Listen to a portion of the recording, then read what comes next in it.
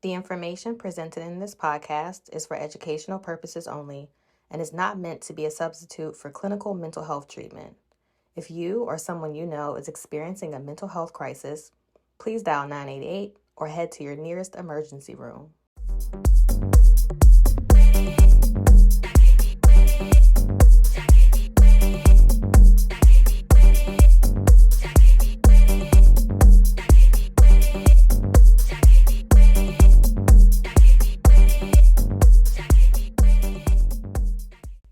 This is going to be a fun episode, you all. Welcome to the Black People Die by Suicide 2 podcast, where we discuss all things mental health with an emphasis on suicide in the Black community. I am your co-host, Jordan. And I am your co-host, the one and only Kea. Yes! If this is your first time tuning in, welcome, welcome, welcome. If you are coming back for more, we appreciate your support. So we wanted to do a little bit of housekeeping before we roll into the topic of today's episode. I guess you'll experience this more if you are watching on YouTube, but you may also notice some differences on Instagram. So we are changing up the format of our podcast a little bit. You'll notice that some of our episodes, like today, are going to be filmed in studio, and some of them will be recorded online. That's just because, we're both a podcast and a nonprofit organization. So we're trying to redirect some of the funds for the podcast to fund other things related to our nonprofit. Yeah, until we start rolling in dough. There you go. Yeah, so we're just trying to redirect some funds, but fear not, we're still get some podcast episodes out to you all. It just might look a little bit different. If you do want to support us, you can definitely do so. Check the link in the show notes or the description box. There'll be a link that you can click to donate. You can also go to our website, www.blackpeoplediebysuicide2.org, and there is a donate tab that will take you to our PayPal page, and you can choose whether you're doing a one-time donation, a monthly donation, or a yearly donation if you feel so inclined to support. Just wanted to get that housekeeping out the way to let you all know that things may look a little bit different. Just give you a heads up. Don't know if I missed anything. Did you said where we discuss all things? Because, T-Kea, I never hear that. It always goes over my head. You do, every time. It's so bad, y'all. I wrote the tagline, and I never hear it when she says it, and I always forget. So, yeah. Okay, well then, cool. I'll say it again. Listen, we are Black People Die by Suicide too. We discuss all things mental health with an emphasis on suicide in the Black community. So, as usual, when we start off every episode, we like to check in and talk about how we're feeling, how we're doing. T-Kea, how are you doing today? I'm doing a check-in. So, Jordan laughing because she know what I'm going through. How I'm feeling, I have been dealing with some anxiety.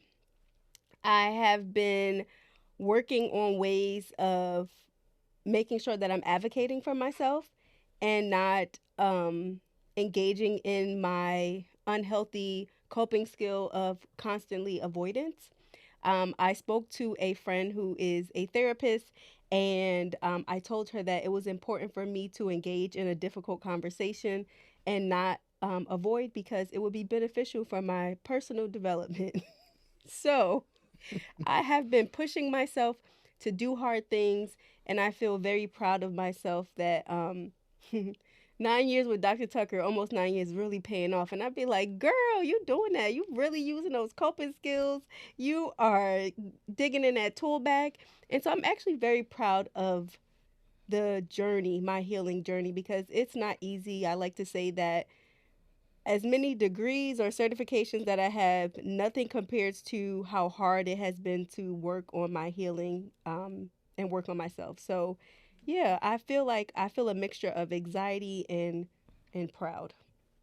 Nice. I'm definitely feeling some anxiety just about the future. It's getting close to my birthday, and I'm always like this at the beginning of the year, and especially around my birthday. Like, it's just another year, and I'm just, it's just so many things to be done, but I'm going to take it piecemeal, a little bit at a time.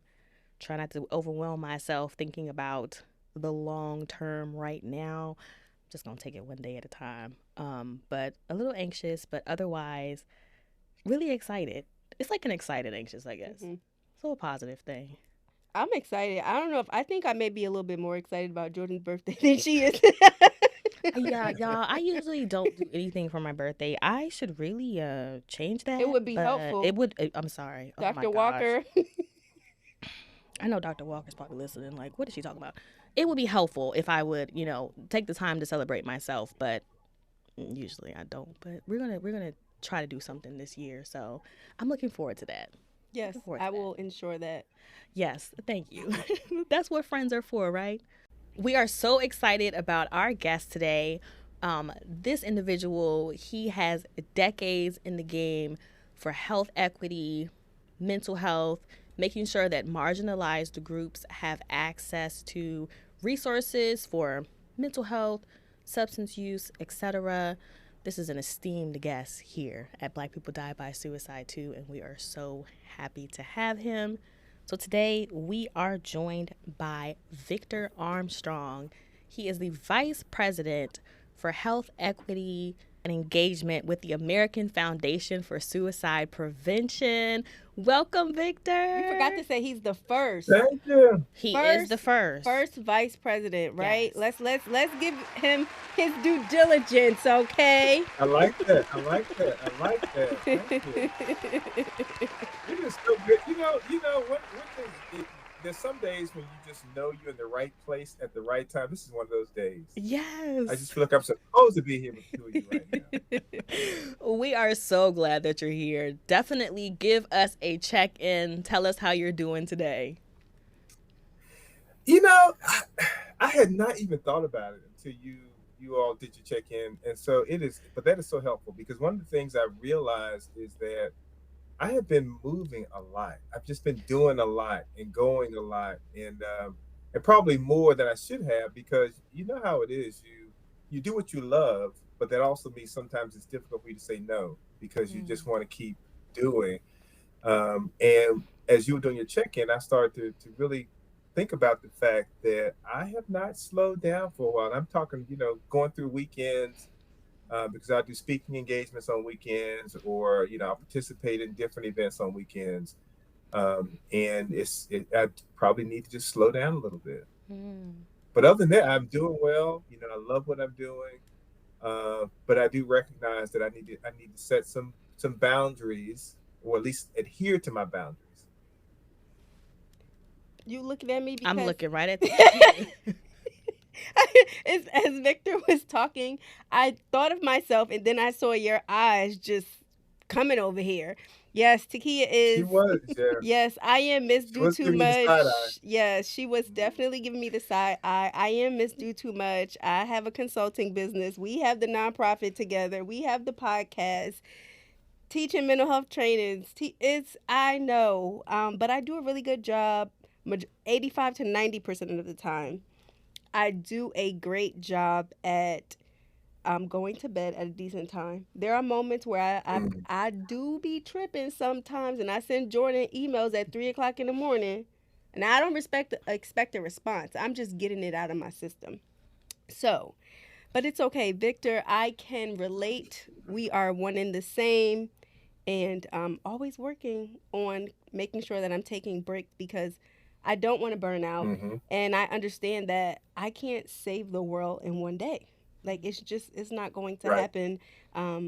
So I am a high overachiever, and sometimes it serves me, and other times it doesn't. So I'm working to find to recognize it and to find I don't know if balance is the word, but just making sure that I'm aware of making sure when I need to pull back. So I get it, Victor. I get it. This is good group therapy for me. I need to check in with you all more often. So we are getting ready to get into today's topic, y'all. Usually I have my iPad. I got my phone right here because we want to make sure that we don't miss key information. So we're getting into today's topic, and of course, we're really excited to have Victor join us.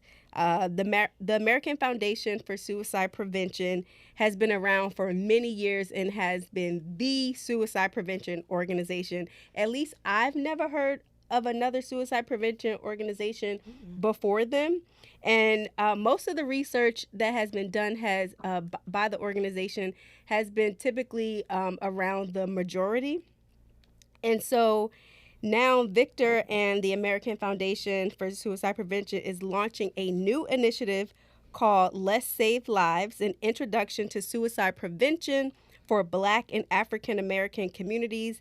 And we are happy that such a large organization is taking the necessary steps to bridge the gap between the Black community and its suicide prevention efforts. So before we dive into this wonderful initiative and all of this amazing work that AFSP is doing, let's talk about Victor first, okay? We want to take it back. You know, tell us about yourself as it relates to mental health. Was it something that was talked about growing up? Was suicide talked about? If it Wow. was it in a positive light? What was that like growing up for you? Well, first of all, no, it was not talked about. I grew up in rural North Carolina. But the size of my hometown, Plymouth, North Carolina, is probably about 4,000 people. So very rural, northeastern North Carolina. Grew up the son of a pastor. My father pastored for 48 years. He retired from pastoring probably about 7 years ago. But I never heard about suicide growing up unless it was in the context of suicide being something that was a white people problem, and never heard about it in the context of it being something that we need to think about as Black people. You know, I was always told, we're strong, we're resilient people, we don't kill ourselves. And so there was nothing to correct that narrative within our community. But I will also say there was nothing external to our community that was correcting that narrative either. So as you mentioned, you don't know about a lot of suicide prevention organizations, and there's good reason for that with the Black community. There are some other ones out there, but it's only been within the last several years that um, suicide prevention organizations really have had more of a keen focus on Black and Brown communities. So when I was growing up, that message about it not being an issue for the Black community was really reinforced by the fact that no one was reaching into our community saying you need to be concerned about this. And what happens when you do realize there are organizations that are addressing suicide prevention and suicide awareness, but they're talking to other people, the message it sends to us is you're not our target audience, so this is not an issue for you. So it was not something that we talked about. In all the years my father pastored, I never even heard him talk about mental health from the pulpit. Neither him nor any of his peers, and that's not to cast him in a negative light. It just was not something that was talked about, and I think, um, in part, that's part of what kind of led to my evolution of really kind of getting into this space and becoming passionate about this space because as I moved away from home, went away to college, and began to realize that the world was bigger than Plymouth, North Carolina, I started to really question things, and I started to see things differently, and I started to see some of the stressors differently. I was also raised in a household where we didn't talk about things like the impact of racism and discrimination. I was brought up to just kind of live in this harmonious bubble. And then once I realized that life was not that simple, it really opened me up to asking a lot of questions. I actually went to college prepared to be a banker. I graduated. My first job was working at a bank. I did that for a couple of years and realized this is not where I want to be. And I took a job working at a social services agency, really just trying to bridge the gap until I figured out what I wanted to do next. And shortly after I started there, I realized human services is where I want to be. And if I'm going to be in human services, I wanted to go get a master's degree. And once I entered a master social work program, I quickly realized psychopathology was fascinating to me. It answered so many questions for me. It began to cause me to ask myself questions about my own mental well-being and about other people around me. And that was the beginning of my career in mental health. So I've been in human services for about 35 years. I've been squarely in the mental health space for about 30 years. Um, Coming out of graduate school, I started out as a mental health clinician. I started as a mental health clinician uh, back in Eastern North Carolina. So I returned back to my roots, and the area that I was working in was so rural that for about a year, I was the only clinician in 3 counties. Mm. So I saw the children, I saw the adults, I saw the men who were court ordered for domestic violence. I saw the women who they assaulted. I saw the grandparents, I saw the parents, I saw the children. I ran the DWI groups. I did all of that. And I think it was eye opening for me because it also showed me a lot of generational things that happen, a lot of generational challenges that happen. And it showed me the impact of trauma in families and how I could talk to a grandmother who experienced sexual abuse, and I could talk to her granddaughter who also experienced sexual abuse. And I could see a lot of the patterns repeating themselves. I could talk to families where I saw there was a history of suicide. And I think that was also what really made me passionate about community mental health, because I also saw how important it is to have resources in communities where people live, work, play, and worship that speak to their experience. So I went on, continued to work in the behavioral health space. I ended up working for hospital systems for several years as a mental health clinician, and then evolving to doing more of the kind of the community work and filling gaps in resources in communities. It caused me to have to work a lot with hospitals because hospitals were more and more seeing mental health patients come into the emergency departments.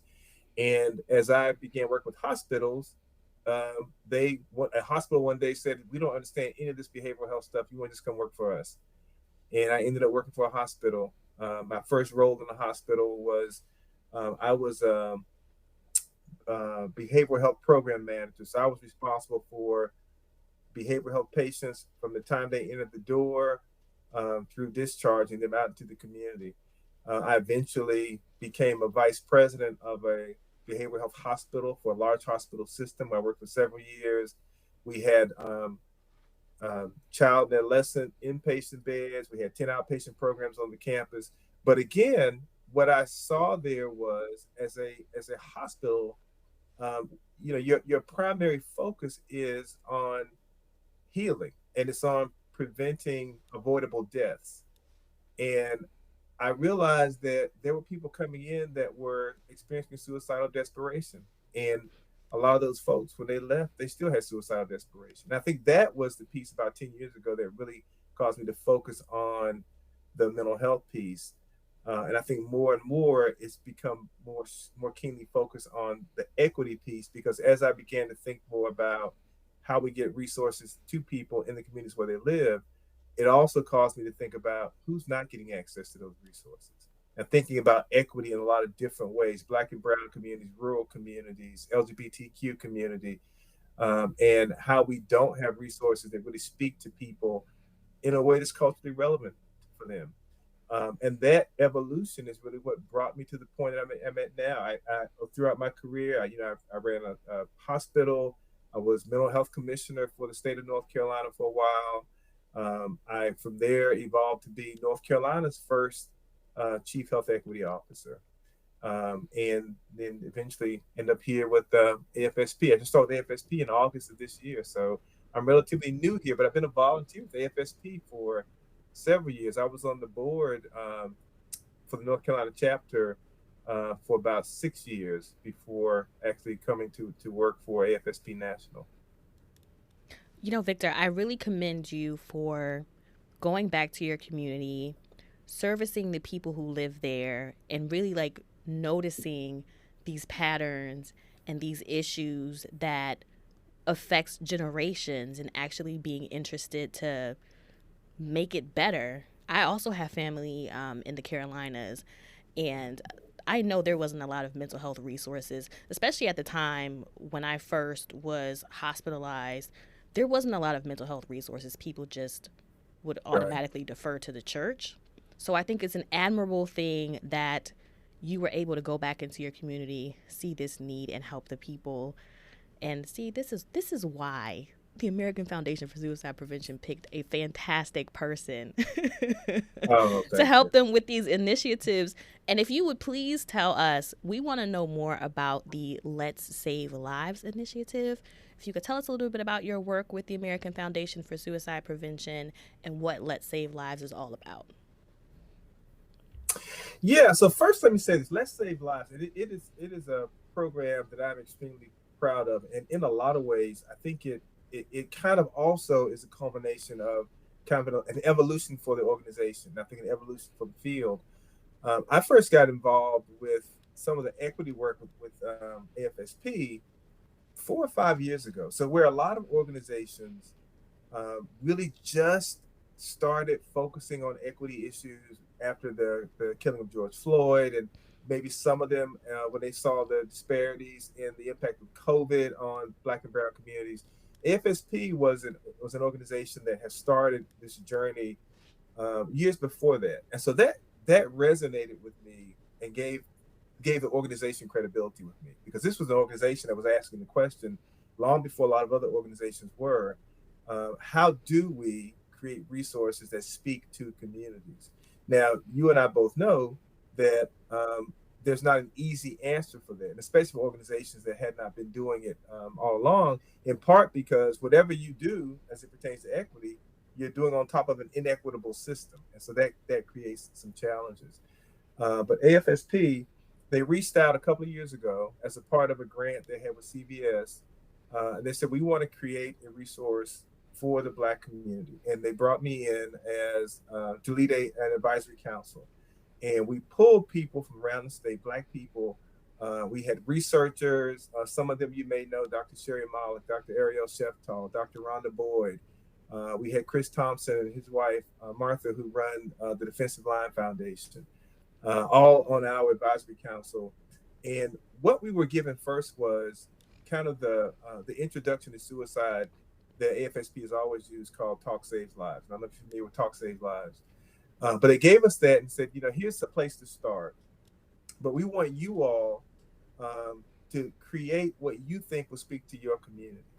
And they basically just took a step back and said, we can be here to advise you on and provide you with the resources, but we want you all to create something that speaks to your community. And the first thing that we did was we said, well, let's save lives. That the name Talk Saves Lives was not going to work, because talk has never saved lives in Black communities. Black communities, when change has occurred, it's either been the result of some tragedy or the result of action. And so we started looking at, well, what would change the narrative in the Black community? And we came up with the acronym. And L.E.T.S is an acronym: listening, empathy, trust, and support save lives. And so we wanted to build something that really spoke to all of those different things. So we started back in January of 2022, and we worked to December 2023. So this was almost 2 years in the making. But we wanted something that would speak to the scope of suicide in Black and African American population, something that would help folks to understand the racial and systemic factors that impact suicide in the Black and African American community. We wanted people to be able to identify the risk and the protective factors when dealing with suicide, be able to recognize the warning signs.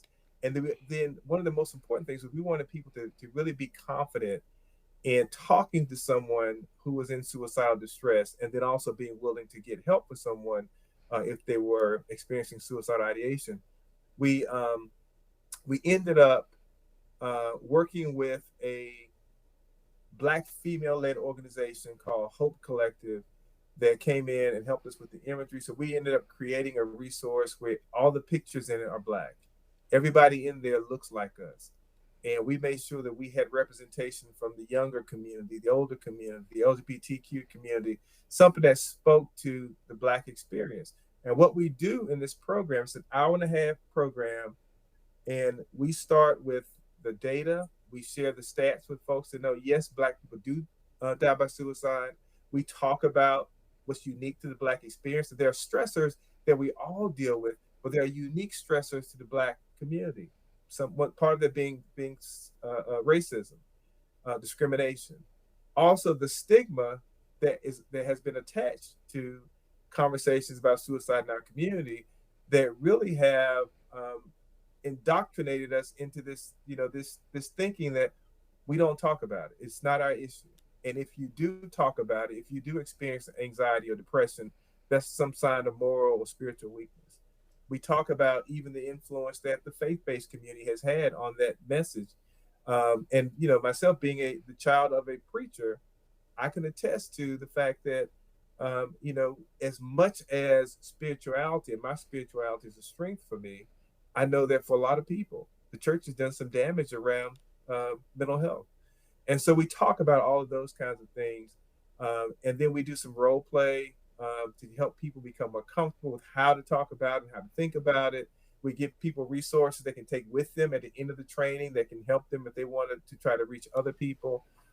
We contact our, wherever we're doing the training, we reach into the local community. We use our local chapters to make sure that we have local resources to share, and we share resources that are specific to the Black community. And because a lot of folks don't even know there are resources out there.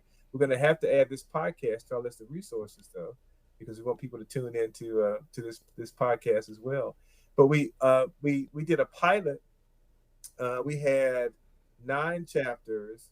And I think we did about 13 different pilots of the program across nine states, and the results were overwhelming. 100% of the people felt like, and I mean 100% of the responses that we got back said it was a positive experience for them. People love the idea that they saw something that speaks to us. Traditionally and historically, we have, even when we have sought out resources, it felt more like we've been given permission to access something that tells somebody else's story. We've not had anything that tells our story. And so this is a program that talks about this from the Black perspective, from the Black point of view. And we talk about it as a program created by Black people for Black people. It is for people 18 and over. You have to be a person who identifies as Black or African American to teach it, to train this program. Because we want that credibility. We're actually going to have a live stream panel discussion on the 15th of this month that talks about Let's Save Lives and gives more information about it. We are partnering with Omega Psi Phi. Omega Psi Phi is their Southern District, North Carolina, South Carolina. They're partnering with us, and eventually they'll partner with us on a national basis, but they start with the Southern District. And what they're going to do is they're going to open the training up to train members of the Omega Psi Phi fraternity. They're going to work with us to train on HBCU campuses. Because think about it, when you think about this narrative that we've all been given around suicide and mental health, and recognizing that young Black people are among the fastest rising demographic for suicide.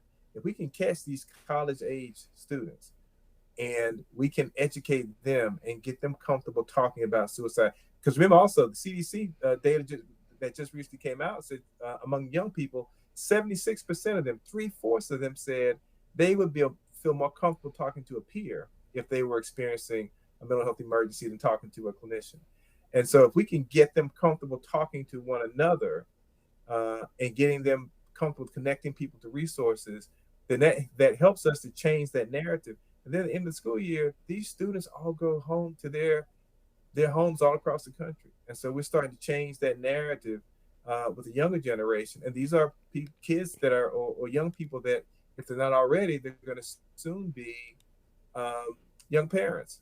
And so it helps to really break that cycle of stigma that we've been living under for so long. But I'm extremely proud of it. And I think in a lot of ways, as we talk about lived experience and we talk about how we have become who we are, I think even for an organization like AFSP, this is a part of that lived experience that we're now learning how to create resources that speak specifically to communities. And prior to working with AFSP on Let's Save Lives, I had also worked with them on a program called Soul Shop for Black Churches. And Soul Shop for Black Churches is, and I know you've had Tandra on before. Soul Shop for Black Churches is a program that teaches faith leaders in the Black community how to talk about suicide and suicidal desperation among their congregants and minister to those folks in their congregations. So again, it's evident that AFSP, this is something that AFSP is committed to. We're about to begin working now on Soul Shop for the Latinx community. So this journey, this evolution for the organization into really thinking about equity differently and access differently is something that AFSP is committed to. And if it were not, I would not be here. You know what, Leon? We got to give AFSP a round of applause, okay? We are, as you were talking, Victor. Look, we just getting it. Look, it was just like music to my ears because it's long overdue for for our community. And as Victor was talking, it really made me think about how they when I said the only organization that I knew of is because a lot of the organizations, once I got into the space, they were all saying mental health, which is a very general term. But when it Mm-hmm. came to specifically suicide, it was only for me. What I never knew of another organization that was so open about, like, no, we're here, we're talking about suicide. And for us, that's something that we're really big on. For Black people die by suicide too, we want to make sure that that suicide is not omitted from the mental health conversation. So many times, I find that, especially on social media, people are like, let's talk about depression, let's talk about anxiety, but we Mm-hmm. got to talk about what could happen when those things aren't addressed. So I'm just really happy to hear what's taking place at the organization. But then also going back a little bit to what you were saying, Victor, because you said you grew up in a rural area. So I'm interested in Mm-hmm. knowing what the American Foundation for Suicide Prevention is doing to, is that a part of also Let's Save Lives to also reach those rural communities as well? Yeah, the objective of Let's Save Lives is to reach all communities and to reach communities where people live, work, play, and pray. So what we're doing is working through our chapters. We're having our chapters to identify people in their states that can be trainers. We just did a training last week or earlier this week, a couple nights ago. We trained 57 people across the country from different states. And so these are all people that will go back and take these programs into their communities. And that's one of the things that we're hoping is that there are areas that may not have the same type of access to services that a larger city would have. And in those rural communities, the first point of contact may be that Let's Save Lives trainer. One of the things that, as we're talking about this conversation about suicide, one of the things I always talk to people about is that suicide itself is not a disease. Suicide is a health outcome. It is the worst possible outcome of a combination of very complex things, Mm-hmm. often including mental health challenges. And if it's a combination of a lot of different things, that means there are a lot of different opportunities to intervene if we have the right resources at the right time in the right place. And if we can have people that when someone is experiencing suicide desperation, there's somebody who will encounter them that will say, there's help. You're not alone. And they're comfortable having that conversation. That may be the conversation that saves someone's life. You cannot necessarily change someone from a state of suicidal thinking to not having suicidal thinking in one conversation, but you can absolutely save a life in one conversation. If you're willing to make that social connection, you might be the hope that that person needs to be able to say, I don't want to die today. In my work with faith leaders, I tell them all the time because I get these conversations with faith leaders, and they go down this path of what I'm into saving souls, and I would tell them, you can't save a soul tomorrow if they ain't here tomorrow. So let's talk about how we save their life today, and then we can deal with saving their soul tomorrow. But yeah, we are trying to get this program out to as many communities as we can. Same with Soul Shop. Same with we have a Talk Save Lives for the Latinx community. So we're trying to get this out into communities all across the country. I will tell you something else too, little known fact, because this is not something we've shared broadly, but I one of the I do the training for the um, the trainers for Soul Shop for Black churches, and I did a training about 4 months ago. We had 8 people, I think, in that class. One of them was from Cameroon, Africa. So we Wow. have a trainer now in Africa who is already doing Soul Shop for Black churches trainings in Africa because they don't talk about suicide there either. And so he's got 3 trainings lined up in Africa right now using the Soul Shop for Black church curriculum that was co-developed by AFSP. So this work, and we're not an international company, but if we can touch lives in Africa, I'm all for it. Man, that is huge. Like, speaking of hope, I can't tell you how much hope that gives me as a person who has suffered for years with suicidal ideation, that a national organization at the level of American Foundation for Suicide Prevention is really like spearheading this effort in the black community to dismantle the idea that this doesn't happen to us. Like, y'all are taking this information back to the motherland. Like, do you know how impactful that is? Hmm. Do you know how many people that's going to save? And that's just one country. If he's just Cameroon, like, you can That's okay. imagine Yeah, it'll that's right. just That's right. trickle That's right. across the continent. Yeah. Okay, I'm not going to cry Well, because y'all know I also usually cry every episode, but I'm a yeah. Please don't cry. go ahead, Please go don't cry. ahead. So even think about here in America, when you think about credibility with the community, to be able to say to a black person, yes, we care about people. We even have a program that's starting to trickle into Africa. So, that says something to me as a black person here, that you have a program that's impacting folks in the motherland. That says a lot. Absolutely. I'm happy. Jordan, she's the crier. But that's okay. We welcome tears here. I'm just so happy to hear this. When you were talking, I was just smiling from ear to ear because I'm like, this is so amazing. So I just wanted to ask as well if there are any other initiatives or any other things that might be coming up the pipeline for the Black community with the organization. I know you already are doing a lot, but just is there anything else that you might want to share? Well, I think the next steps for the black community is really how we launch this Let's Save Lives program. We just launched it. Actually the news release just came out. Um, what's today? It came out 2 days ago, I I saw it. saw and it. so we just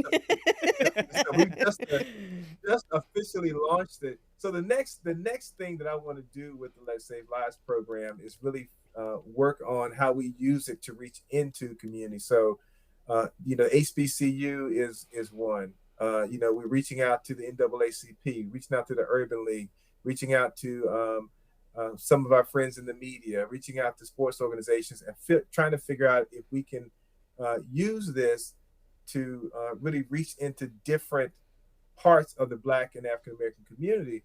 But all the while, what we're also doing is we're taking this as a template for how we continue to build on it, how we create other resources. So the two main programs we have right now that are Black specific are Let's Save Lives and Soul Shop for Black churches. But we also on our AFSP website have a link for resources for historically marginalized communities. We're always listening to communities. We just had our chapter leadership conference where we had a listening session with the AAPI community because we're looking at the fact that all communities are impacted by suicide, and if we can create access to resources for people in all of these different communities, we all benefit from that. The days of just thinking about me and mine are days that need to be behind us. So we're thinking now about how do we reach all communities. And I think for a community like the Black community that's had such a heavy stigma around mental health and around suicide in particular, if we can make inroads into the Black community, we can make inroads into all communities. Mm. That's true. I'm like, wow, that's a way to end the interview, right? Exactly. But how can people get involved? How can they learn more? I know you mentioned some resources. We'll make sure if there are Yeah. any links specifically that you want us to include in the show notes, we'll also do that. But also just giving you the opportunity to just share any additional resources or how people can get involved and learn more about the initiatives. So I encourage people to go to our website, afsp.org. If you go to afsp.org / Let's Save Lives, you can find that program specifically, and then also afsp.org slash Soul Shop. You can also find information about Soul Shop. But I encourage people also on the website, you can find your chapter information. If you don't know what the chapter is in your state, you can reach out to your chapter and tell them you're interested in bringing Let's Save Lives to your community. It can be done in person or it can be done virtually. So we can always bring it to a community. If you don't have a trainer yet in your community, we can bring that information to you virtually as well. There's also information on the website about how you can get involved in walks, how you can volunteer in your community. So I encourage us as Black people to really get involved in this initiative to save lives. Because when you talk about suicide prevention, at the end of the day, that's what it's all about. It's all about saving lives. Suicide rates in the Black community are going up.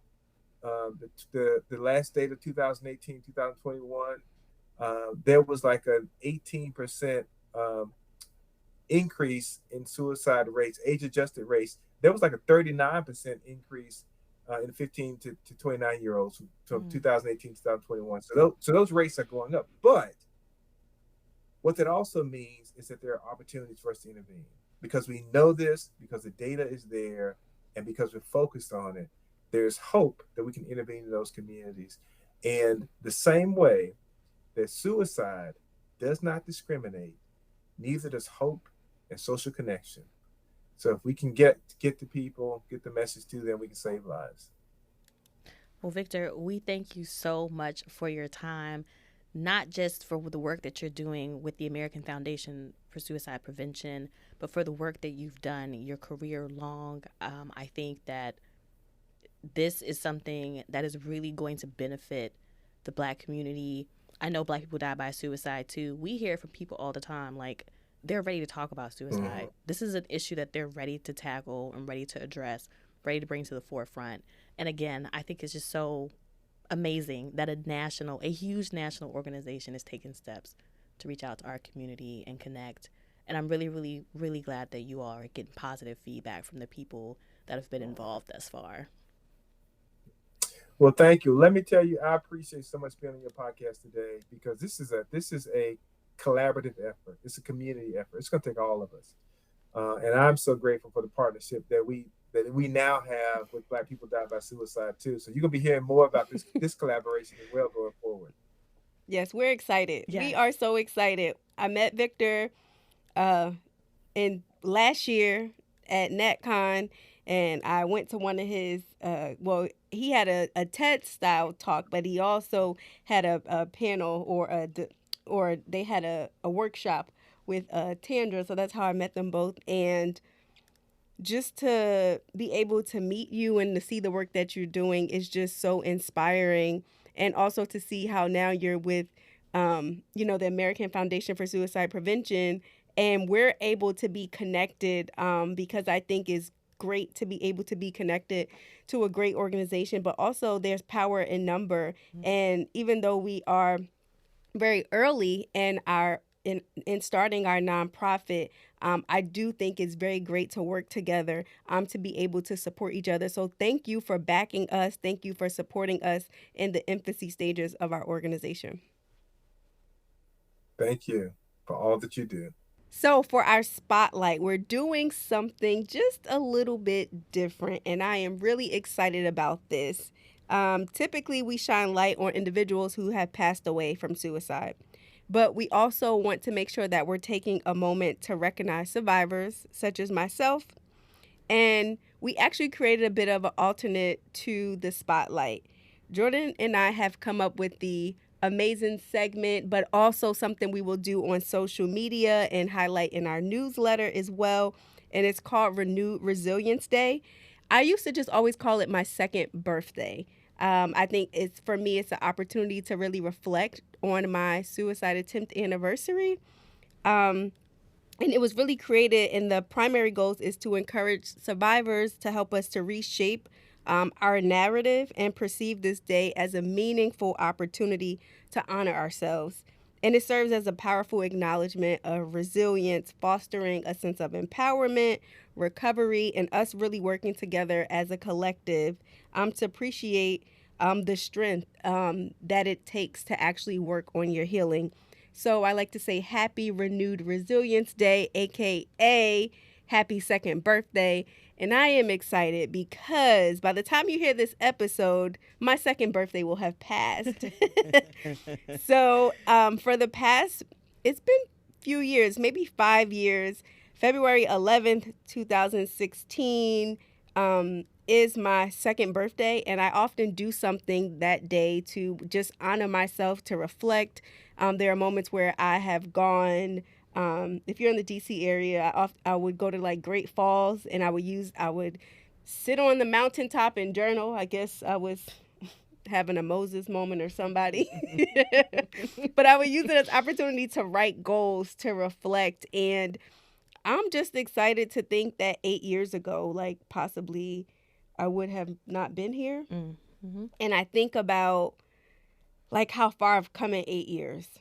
Even though I still have my moments of struggle, I'm still very proud of the progress that I've made.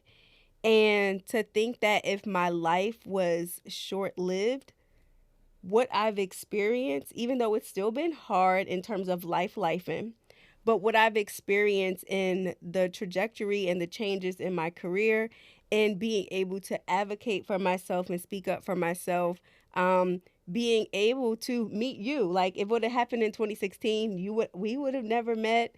And there's just so much life that has happened in 8 years. And I think I'm just overwhelmed with gratitude. So I'm going to say happy second birthday to me.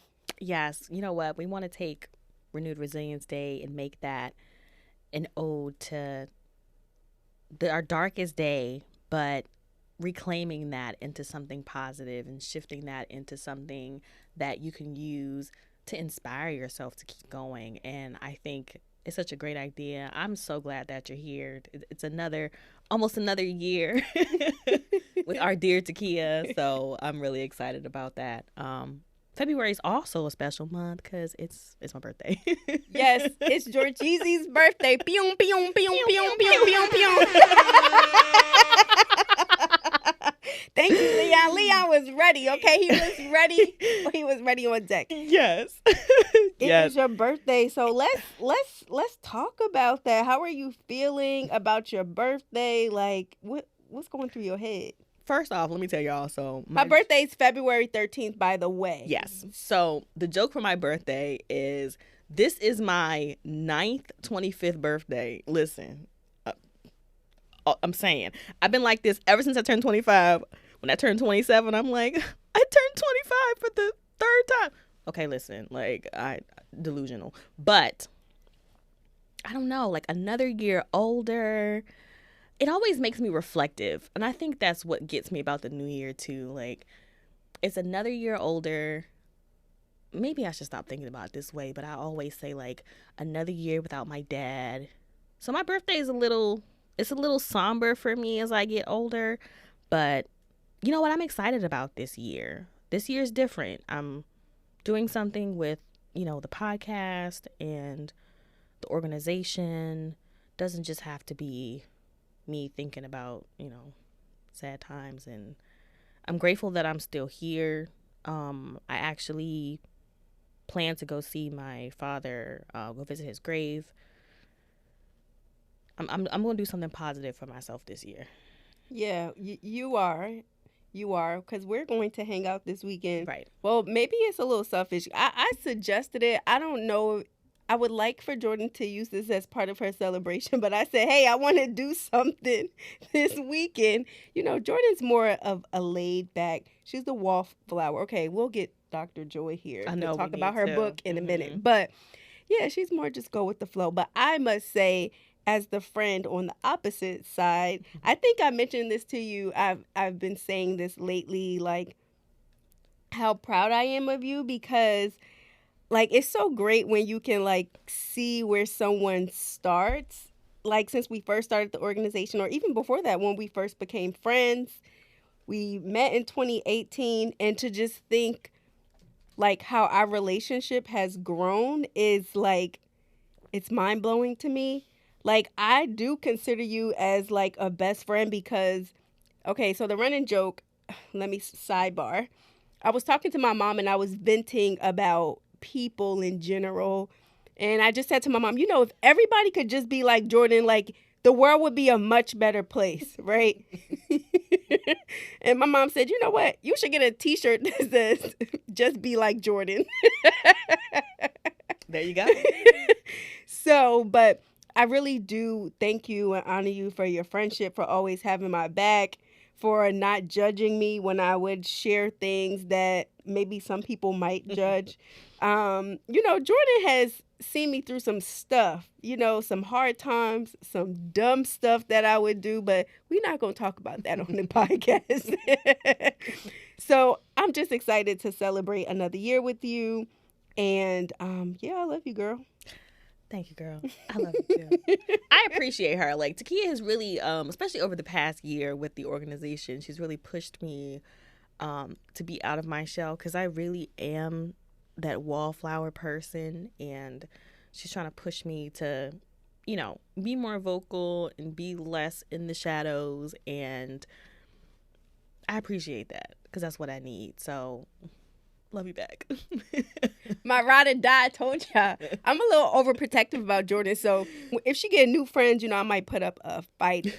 So I'm just saying, I'm always going to be number one. I'm a little territorial, so that's okay. But we want to just, you know, encourage y'all to just use this as a time of reflection, whether it's your first birthday or your second birthday. We want to get into the resource. Yes. So for today's resource, I don't even need to speak. Victor already said it for me. American Foundation for Suicide Prevention.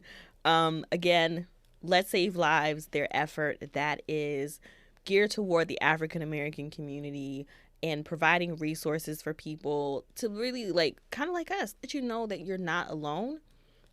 As Victor mentioned, you can reach out and connect with the American Foundation for Suicide Prevention through AFSP.org, I think / Let's Save Lives. Definitely check them out. As he also mentioned, you can check to see if your state has a local chapter, which they should. So you can even get in contact with them. Definitely start with Let's Save Lives. Again, kudos to the American Foundation for Suicide Prevention for this effort and for making the Black community a priority when it comes to suicide prevention. Like, top notch. Yes, I love it. For our community change maker segment, I'm excited about this person. Let me sit up for a little second, okay? Our community change maker, I have no idea how I discovered this wonderful beacon of hope, but we are connected on social media, and that is the amazing Dr. Alfie. She has been doing so much work as it relates to youth of color mental health. She's a psychologist, a scientist, an author, the founder of the nonprofit the Acoma Project, and she's a mental health correspondent. She focuses on, as I mentioned, mental health and disparities and the intersections of people of color. And she also has her own podcast called Coach in Color with Dr. Alfie, and she's also a regular media contributor for major television, print, podcasts, etc., etc. Y'all, I love Dr. Alfie, okay? I did get the opportunity to meet her in person. I ran down to, because she was walking away. I turned into a track star. Listen, y'all, we went to Charlemagne's event back last year in New York City. And T-Kea is short, but them legs move, okay? Like, she's next to you 1 second, and then the next second, she's gone, like across a football field or something. And I heard her say something, And I was like, huh? So I turned and looked. And I said, T-Kea, where you going? She was moving, y'all. All I heard was, Dr. Alfie. That was her. Like, in the distance, telling me that she was going to see Dr. Alfie. So, like, I tried to run behind her, and we did get to meet her in person. And that's my memory of Dr. Alfie. Dr. Alfie. Yes, she is great, and I hope we get the opportunity to bring her on the podcast. But she's doing some amazing work. So check out the Acoma. Well, it's actually acomaproject.org. We'll be sure to put that in the show notes. And also her podcast, dralfie.com/couched in color. So we'll have that as well. So shout out to Dr. Alfie. We love you over here at Black People Die by Suicide too. So for self-care segment. What are we doing for self-care? What are we doing for self-care? What? You know what? I'm going to do something for my birthday. Like, we're going to go out. I think this is a good self-care for both of us, honestly. Like, your Renewed Resilience Day, my birthday, us going together, doing like a little mini trip, but it's a trip nonetheless. Right. We're going to West Virginia. Yes. We're going to eat some vegan food. I feel like that's good self-care. Yes, I'm excited. I discovered this vegan Puerto Rican spot. And I think I don't know if I mentioned it on the podcast, but I've become a foodie since becoming vegan. I never used to, I like food, but now I think I'm always just so amazed at how vegans are so creative. Like, I'm not that creative. I could do a little something, but I'm still learning. And so I'm just always amazed to just try vegan soul food, vegan Asian food. Like, so when I saw this Puerto Rican vegan spot, I said, I need Jordan. Because Jordan's not vegan, but she's always willing to try vegan food. But she's just always willing to pretty much try anything. I'm like, Jordan, let's do this. She's generally going to say yes. She's pretty much down for the cause. That's why I don't really need nobody else. Like, I'm just playing. Listen, I'm ready for some vegan mofongo. I might be pronouncing that wrong. Mofongo, you're right. Yes, I'm ready. So, yeah, I think that is a great self-care for us. We're going to be experiencing our self-care together, a nice little day trip on the road. So, yeah, I think it's fair to use that. All right. So for our moment of inspiration, of course, Renew Resilience Day, we just want to encourage people to, take that moment and turn it into something positive. Doesn't have to be a somber memory. Like, you could do like T-Kea. Go away for a day. Do something that you feel good about. Take some time out to care for yourself on that day, and just reflect on the opportunity. You're still here. You're still able to do amazing things, and that memory doesn't have to weigh you down. Absolutely. I love that you said that. I think it's important that we do celebrate ourselves outside of our birthday, especially for those of us who struggle with our mental health, those of us who have struggled with ideation or survived an attempt. People celebrate anniversaries for surviving cancer all of the time, but I think it's important that we're doing this because it gives light to, like, we're still all in recovery and still working. This is not to take away from cancer patients or people who have survived cancer, but we just want to encourage y'all to celebrate yourselves. So thank you once again for tuning in to another episode of Black People Die by Suicide 2.